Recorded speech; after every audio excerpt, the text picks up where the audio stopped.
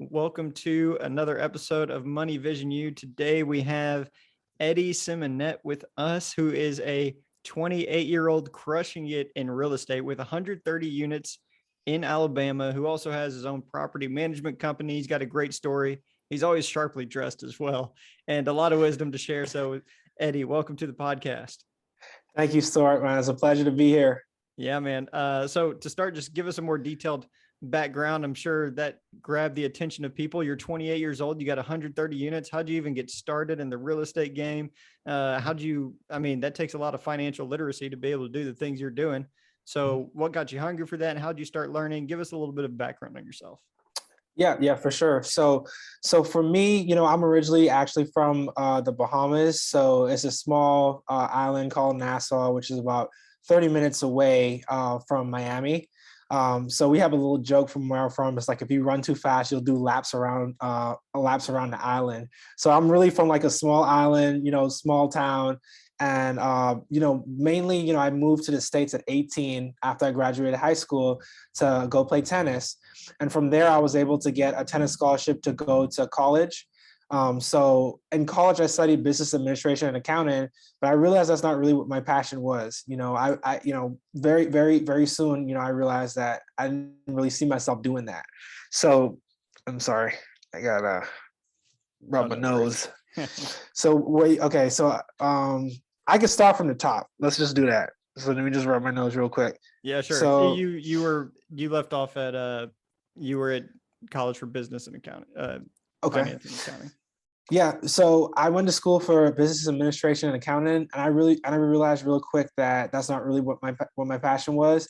So I had started just looking into multiple things. I looked into stocks, I looked into Forex, I looked into multi-level marketing. I realized that none of those things was really sustainable for me. So it was a unique opportunity where at a hotel locally, they were having a real estate event. So they were teaching you how to fix and flip, how to buy and hold, and how to wholesale all within this one event. And for me, it was like drinking from a fire hose. Like I couldn't, process all of that stuff in one event. But one thing I did take away from it was the networking proponent. They said you always need to be networking, network. So at the event, I was able to find like my first mentor that was an agent who also worked for Keller Williams. So my start in real estate started with interning while I was in college. So student athlete, I'm here interning twice a week and then also working a part-time job. So that was like my intro, into real estate. And once I had graduated, I realized that, I had a decision to make. So it was either going the safe route, trying to get my CPA, or just taking the leap, burning my ships and moving to a new city and getting into real estate. So that's really what I did. And it was scary, man. But, sometimes the things that, are worth the most require the most effort, as well as they're the most daunting to get into. So, I moved to a new city. I had 6 months of living expenses saved up, and it was like make or break for me. So it was like, okay, I either make this real estate thing work or I got to go back to college. So within like the first 30 days, I started wholesaling. Within the first 30 days, I got my first property under contract, sold it. And then, shortly after that, another deal. So really soon I had enough money paired between money that was set aside for my college since I had an athletic scholarship, and then the money that I had made from selling these deals to where I was able to buy my first 2 multifamily properties, which was a duplex and a 4-unit. And my first property, I actually purchased it using more of like creative financing, because at the time, at 22 years old, as an entrepreneur, like to banks, that's like a red flag. Like what you say, entrepreneur, they didn't like that, especially at 22 years old. So I had to get creative on my first deal to try to figure out like how to get a loan on it. And I actually ended up doing what's called seller financing.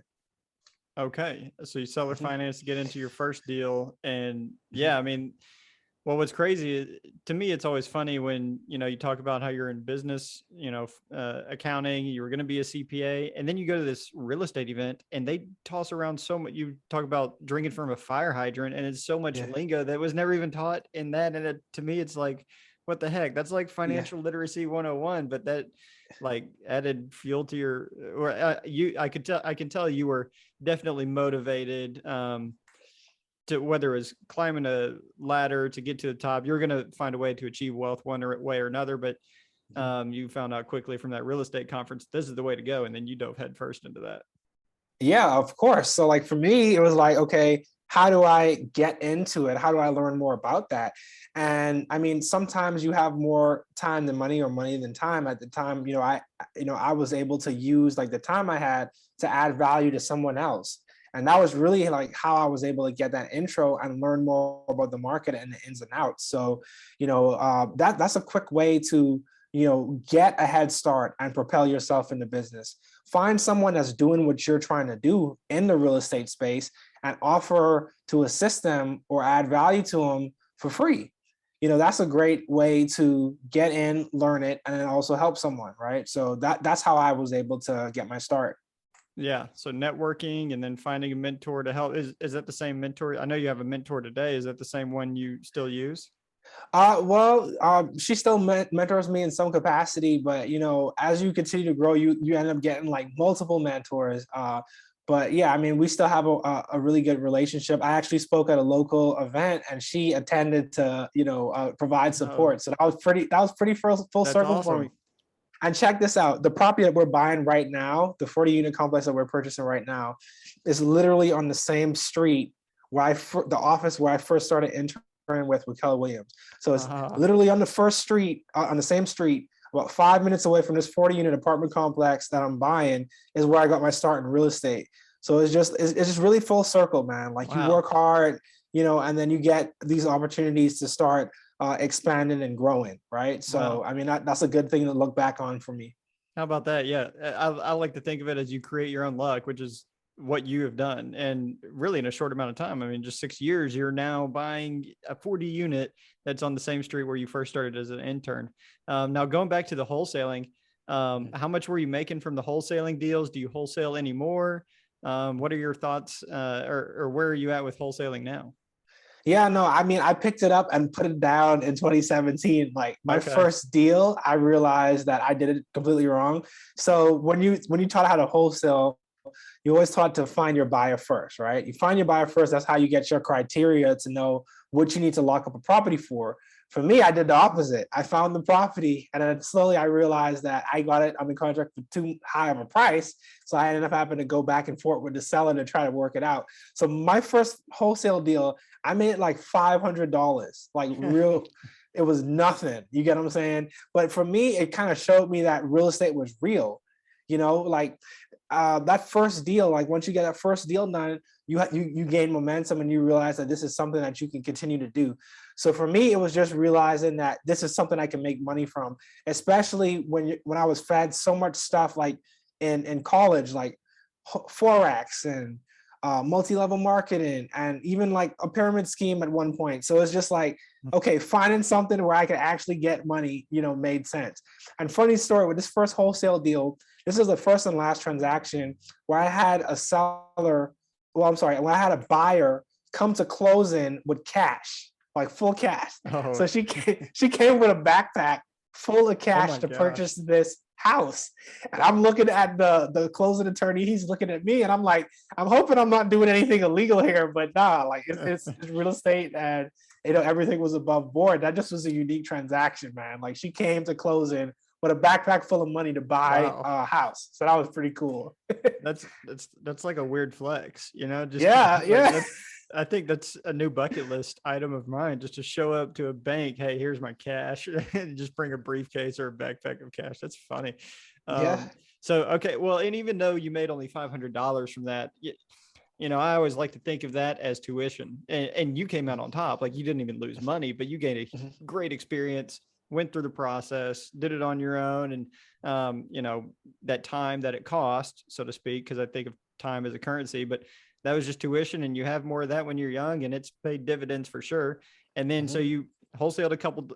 I'm not a wholesale guy. Mhm. Wholesaling one, that's a lot of. Mhm. I think it's a lot of hours, but then, and I know you can make money in it. And Mhm. I'll just go on this rabbit trail. What do you think on wholesaling right now in our current market? Is wholesaling kind of dead? I mean, it's got to be really hard to do wholesaling right now. So here's my thoughts. Like if you operate it like a business and you get systems in place and you outsource certain tasks, you could do it to where it's more hands off, right? So for me, I'm big on cash flow and building businesses now, right? So my transition from wholesaling into multifamily actually started with that duplex I mentioned. And the light bulb moment for me, Stuart, was basically where I made that $500 in that first wholesale deal. And when I purchased my first duplex, I got a check at closing for about $900, which was the security deposit and a month's rent. So that was like a Mhm. light bulb moment to me. I looked at it. I said, okay, I worked really hard on this wholesale deal for 2 months to sell it. Here I am. I bought this deal in the same amount of time, 2 months, but I'm owning an asset. I got paid at closing for not doing any legwork, and those checks will continue to come each month. Whether I choose to go on vacation or not, someone is going to owe me rent. So like that was like the light bulb moments for me. I was like, okay, I need to do more of this. How can I do more of this? Like, how can I get more units? And that's kind of like how I got down that rabbit trail of, okay, if I could do four, why don't I try to do? If I could do two, why don't I try to do four? If I could do four, why don't I try to do 30? If I can do 30, why don't I try to do 40? So now we at closing in on 130 units, man, and just kind of snowballed from that. Yeah, that's awesome. Mhm. Yeah, I love the step-by-step process. A lot of people, I think, try to go too big too early, and I think just the slowest, smoothest, fast route is great. And not that that's even slow. I mean, you're where you're at with 130 units in your portfolio at 28 years old. I mean, I like to think that that's pretty quick, and that's definitely a great timeline that a lot of people would be envious of. But yeah, wholesale. I like what you were talking about, how you got to kind of build a business out of it. If you're trying Mhm. to do it on your own, man, it's tough, especially right That's now when brutal. properties are going so high. And I like how you kind of had that, I guess, the light bulb shift that you talked about of me wholesaling. That doesn't achieve the goals that I want. I want passive income. I want cash flow, and Mhm. investing in real estate is going to be what brings me to my goals. And so I love Mhm. that. And we can't skip over this seller finance deal that you got Mhm. here, because a 22-year-old saying they're an entrepreneur is not Mhm. very appealing to a bank. Yes. Normally, for people that are owning their own business or whatever it is, banks like to see 2 years of income history. You don't have that Mhm. coming out of college. So, how did you Mhm. get this seller to agree with you? Can you walk us through that deal a little bit? Absolutely. So it basically started similar of me trying to find a way to add value. So I actually bought it from my second mentor. That's who I bought my first property from. And at the time, I sent them like a literal resume, like I was applying for a job to intern with them, and they were really impressed with that, and they brought me in and allowed me to study under them. So they own a small, a portfolio of single family houses as well as a duplex. And at the time, I realized that I wanted to, start acquiring some rental properties. So I looked at all of the rental properties they had, and the one that I was interested in the most was actually the duplex. And it just turned out that that's the property they didn't want to sell. So we ended up going Ah, back and forth, negotiating with it a little bit, but we actually found something that worked for both of us. And for me, I had money that was saved up because I got that leg scholarship in college. So I was able to use that to purchase my first deal. So the purchase price was $40,000. I put down $20,000. And oh, then the seller held that mortgage of that remaining $20,000 for 9 years at about a 7.5 interest rate. And that would be like the term of it, right? So it was written up like a promissory note that was held to the property. I think it actually was I can't remember if it was I think it was a promissory note tied to the actual deed of the property. So they have first lien position on it. And then I pay them $250 a month. But the cool thing about it is, I rent one side, I live in the other side. So I basically house hack that deal. And that's how I was able to get my expenses low enough to where I could start doing real estate more full time. So it was a yeah. pretty unique deal. And I actually still live here today. That's where I'm at right now. Oh, So that's awesome. yeah, Okay. even at 130 units, man, like we real estate and multifamily, it's not a get rich quick game, it's a get rich for sure game, right? So the more that you could put back into growing your business, investing in education, investing in mentors, right? The longer you could do that, the more that snowballs, so basically you can try to get exponential growth a lot quicker. So for me, to get to that point, it was sacrificing. So instead of me using that money that I could have purchased a new car or a new house with, maybe putting that to the side and reinvesting that in the business first and letting my assets pay for the new vehicle I want. Let my assets pay for the mortgage on the new house I want, right? So that's the approach I took to it, man. And I highly recommend that for young folks out there. The longer you can delay that gratification and focus on the growth of not just your business, but yourself as well, education, mentorship, and also investing.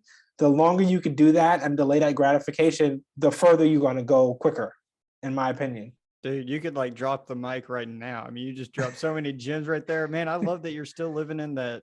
Seller finance duplex. You put 20,000 down, so you bought it at 40,000, so you only owe 20,000 on it at 7% interest rate or whatever, which you were saying is like $250 a month. Yeah. And then you're renting out the other side. And I mean, where are you going to find from what I can tell, if you're recording in your duplex, the room looks great, for a $40,000 purchased house, it's not like down to studs that are jive or nothing. So, and I love that you're just delaying the gratification and just growing that asset column. That is awesome. Can you go back and define a couple of those words you mentioned? First lien, I think you said promissory note. Can you define a couple of those things? Because that's definitely getting into the real estate lingo or dictionary there, so to speak. Yeah. So promissory note is, it sounds like, exactly what it is. It's almost like a promise to pay. So basically when you're doing seller finance, that's one way of writing up the obligation that you have to the person that's holding a mortgage for you, since it's not going to be a bank. So in that document, you would outlay the terms as well as any repercussions that would happen if you weren't to follow those terms for it, right? So it's kind of set up like how a mortgage would be set up, where it outlines the total principal of the deal, the amount of interest, any late fee charges that would be acquired, if you don't pay on time, and basically the whole, when the maturity date is for the loan. So that promissory note, would kind of just be the way for the seller to be covered, in case, to keep you accountable, if you will, right? And that would be tied to the property and a first lien position. So that first lien position is basically the same as what a bank would have if they were to lend you on your property. So if you go out and you try to purchase a home right now, a bank is going to hold a first position to that property. So meaning if that property was foreclosed on, the bank has the first obligation to recoup that investment or the value first before anyone else. So that's what I would define that as. Yeah, house burns down for whatever reason, insurance pays out, the first lien position gets the payment first, or they make sure that they get their value, so to speak. And then the promissory note is essentially you could call it a mortgage. That's the same thing as a mortgage, but it's for seller financing, because a seller financer, whoever that person is, they're not a bank. So it's not a mortgage, so to speak. They don't use, it's kind of like a contract that's called a promissory note. Is that a good kind of recap of that? Yeah, no, that was perfect. Okay. Yeah, I think that's so good for people, because those are great terminologies to learn, because those are definitely things that you're going to find if a listener is looking at real estate and trying to get in. You're going to hear first lien, second lien, and lien basically just means lender. And so that's really good information there for sure. Also, I guess with the other unit, so it came with a resident.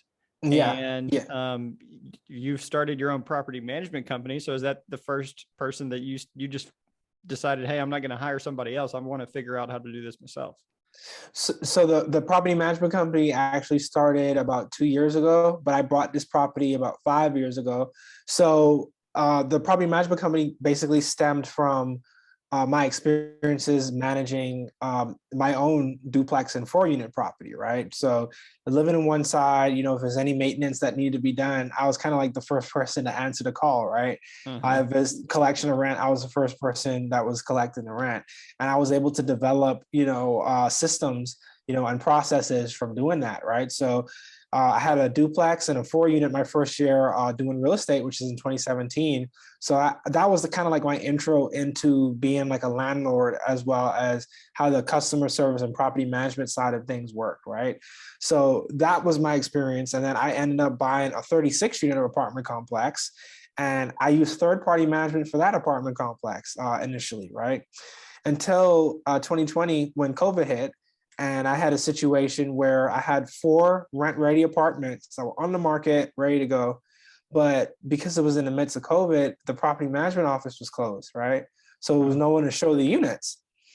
So, me, I have deadlines to hit. So as an owner, I stepped up and I showed units. Yeah. And that was like a light bulb moment to me. I was like, okay, here I am. I'm at 42 units right now, owned 100%. And basically, what's going to happen if I'm at 500 units? Or 1,000 units, and I'm running into a same situation like this where no one is going to show up, or is a pandemic and no one can, show units.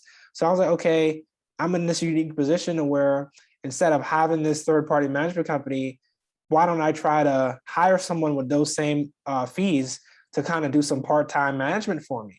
And that's what I did. So I went ahead and hired my first property manager.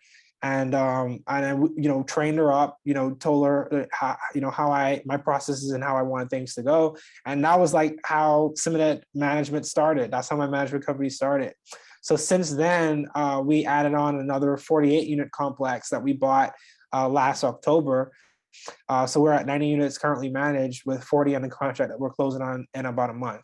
So yeah, I mean, right now we have a property manager, part-time leasing agent. We have a full-time maintenance tech, and then a part-time maintenance assistant, right? So we still a smaller company that's growing, but it all started with that one idea of, okay, I see the demand, I see an opportunity for me to add value to this property.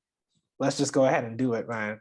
So I've always been about like the things that's uncomfortable. Sometimes those are things you need to do to really propel yourself, right? So, when you're having that opportunity, to go ahead and start that business, don't be afraid. Like if you're afraid, that's a good sign. That means that you're doing something that's out of your comfort zone.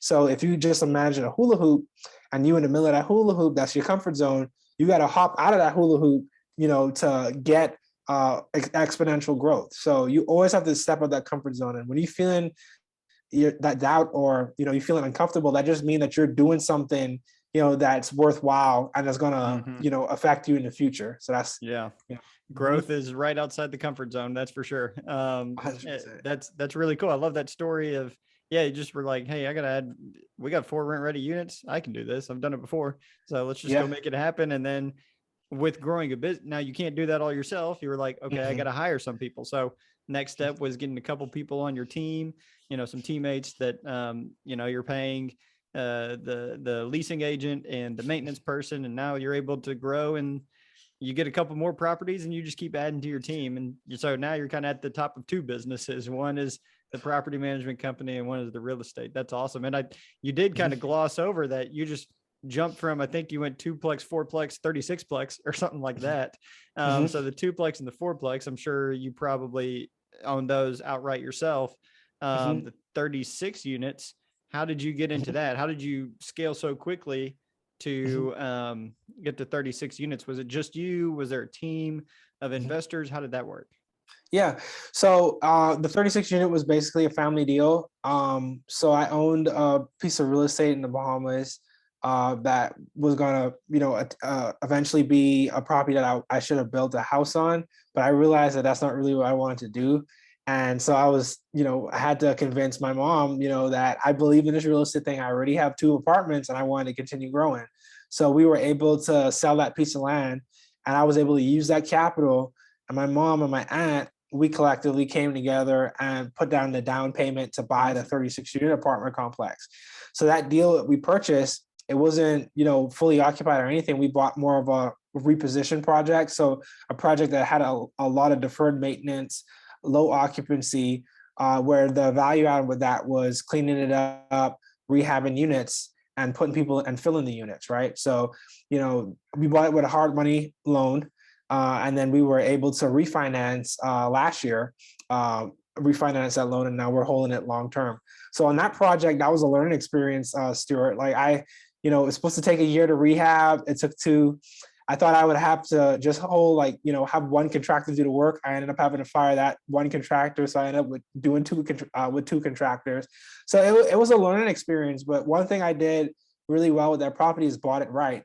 So if you're buying a property at an exponential discount or a really good discount, that kind of gives you some wiggle room for the inevitable mistakes that would happen with your first deal, right? So it's not saying, okay, how can I make things perfect? You can't, there's things you can control, there's things you can't control, but it's how you react in those situations where you have something that's not according to plan. How are you going to react and pivot, to respond to that?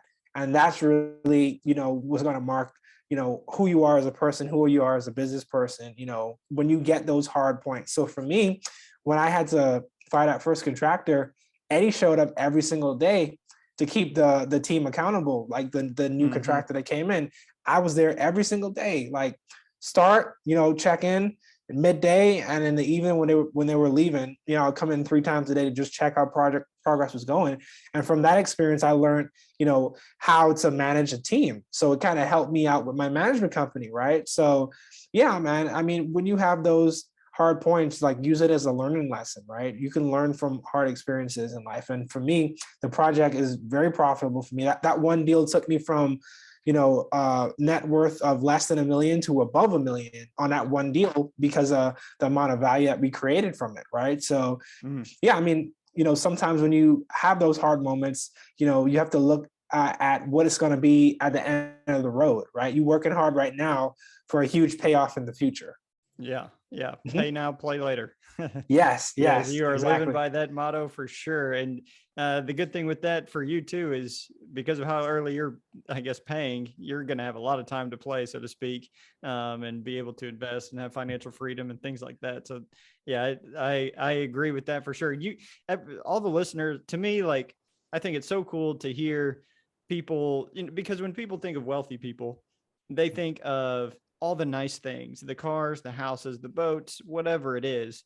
But when I think of wealthy person, I think of someone who is doing things like you are doing. You figured out real estate and how to get in the game. You're house hacking. You're still house hacking, even though you have a net worth of over $1 million.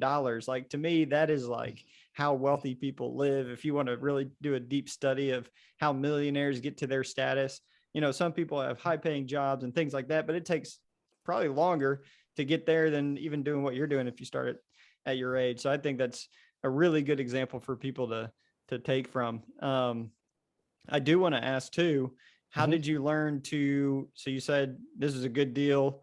I had some, room for error, so to speak. How were you able to underwrite that accordingly, understand how to underwrite that, and then recognize that it was a good deal? So, we've said it, a lot of times through this call, right? But it's always reaching out to people that's doing what I want to do.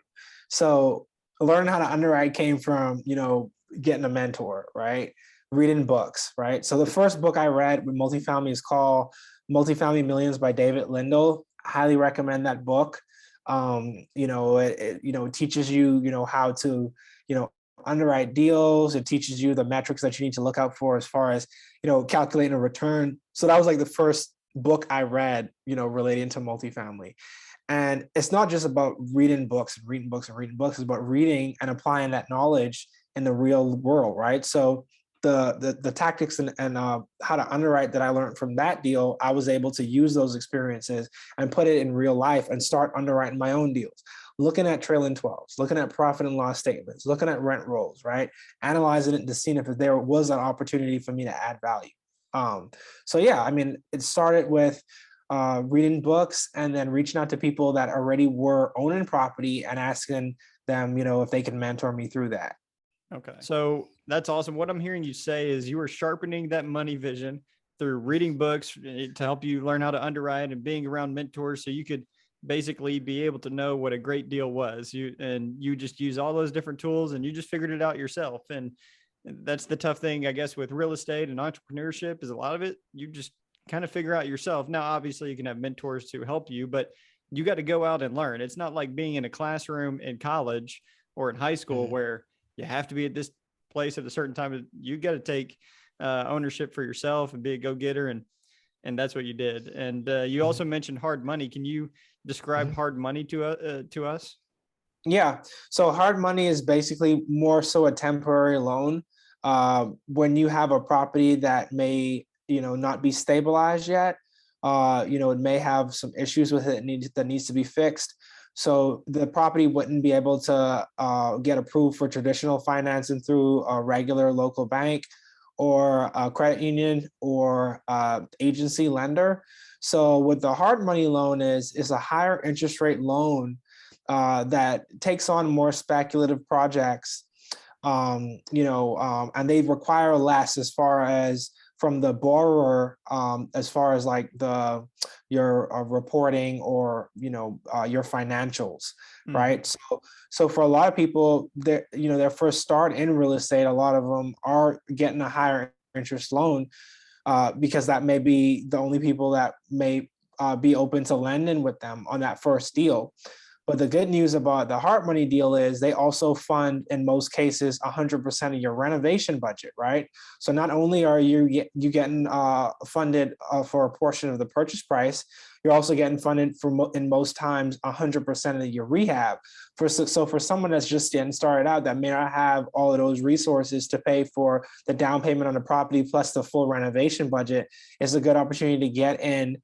Even though it's a higher interest rate, it is a shorter term loan. So the objective is for you to do your improvements and exit the deal within 24 to 36 months. So at that time, you probably already implemented your business plan, you increased the value of the property, you filled the units, you repaired the property. So now the property is in a better condition that's more attractive to a more conventional lender.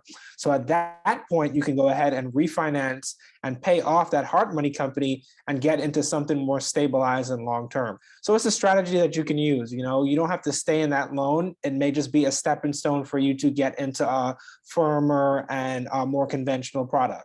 Yeah. Well said. Basically, because of all the elbow grease you were going to need in this property, you weren't going to get a loan from a bank. There was too much work to be done, too much risk considered by the bank. So went to hard money, takes on more risk, but you got to pay a little bit more per month, stabilize it, go to a bank, get better, long-term terms, so to speak.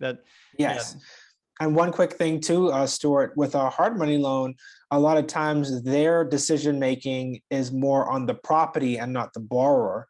Whereas with a conventional bank, majority of it is on the borrower first and then the property. So that ties into, for someone just getting started that may not have that strong balance sheet yet, you may have to get into a shorter term hard money or bridge loan to get started. You pay that higher interest rate, but you're in the door. You have the resources available to you to renovate the project because the rehab budget is funded through the hard money company. And then that would give you the opportunity to fix up the property and get it in a more stabilized position to where you can refinance it to something more conventional. So it is an option that a lot of people use to get started. Yeah.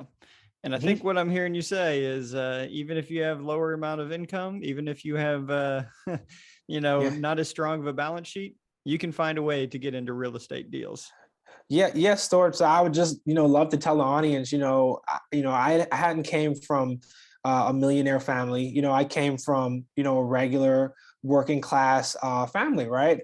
So, for me to be able to finance a 36 unit property, that just goes to show that anyone can do it with the right amount of hard work and the right amount of guidance, right? So that's coming from finding the right mentors, educating yourself, and just working hard and trying to get into the right deals for you, right? So, if I can do it, anyone out there that's listening, you guys can do it too.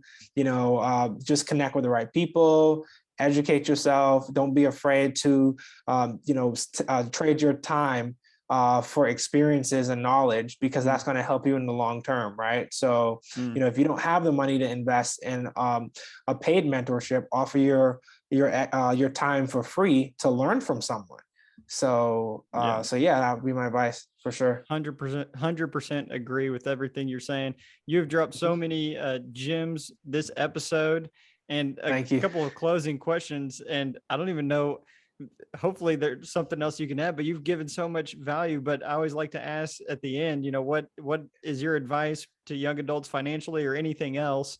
And I know you've given a lot of finances, so it doesn't even have to be fine. It can be, but maybe there's like a routine thing that you stick to that you really like, or another financial tip or something you've learned over the years. What is one kind of thing you'd kind of like to end with sharing to our guests? Yeah, absolutely. So one thing, I think that's imperative is just keeping updated with where you're trying to go, right? So for me, it's keeping track of your goals, right? Every day, you want to write those goals down. You want to keep track of where you're trying to go so you could figure out ways to get things done. For me, going from 2 units to 4 units and jumping to 36, that was a huge leap for me, right? But I didn't really jump into that just overnight. It was me chipping away at it. It was me educating myself every day, showing up, writing down my goals. Hey, I want to buy a larger apartment complex. I want to buy 20, 30 units on my next purchase. Writing that down, writing that down, writing that down. The more you are consistently keeping track of your goals, the more subconsciously your brain is thinking about ways to accomplish that, right? So, that would be my advice. Keep track of your goals, write them down, get them on a piece of paper, get a vision board, keep these things in a place where you could see it and visit it every day, because that's a way to keep yourself on task with trying to get where you're trying to go, not just in the next 3 months, 6 months, 12 months, 2 years, 5 years. You want to keep track of where you're trying to go, not just short term, but long term. So, that would be my advice, as you're starting to grow and get into your career and look into more wealth building opportunities and investments, keep track of what you want your life to look like in the next 2 years, 3 years, 5 years, because that's going to keep yourself motivated, and you're going to find ways to get those tasks done and get to that point. Great. Love it. Great advice. Gotta ready, aim, fire rather than ready, fire, aim, or something like that. You got it. You got it. No, 100%. Right. You don't have to have everything figured out. You just need to put one foot in front of the next one and just keep moving forward day by day. That's what it's all about. Yeah. Small baby steps is what gets you where you want to go, for sure. Love that, to that big goal that you're trying to achieve. And the last question is just, if someone wants to get in contact with you or follow you and your journey, how can they do that? 100%. So you can reach me on all social medias, Instagram, TikTok, Facebook at Eddie Symmonett. If you want to send me an email, that's ESYMMONETT@gmail.com. And then my number is 205-393-5066 if you want to shoot me a text and schedule a complimentary call to talk. So yeah, more than happy to connect. Perfect. I will add all of those to the show notes. Giving out his phone number. You guys got to take advantage of that for sure. Well, great. With that being said, thanks for coming on the podcast, and definitely look forward to connecting with you and following your journey into the future. Let's go. Appreciate it, Stuart. Thank you for having me.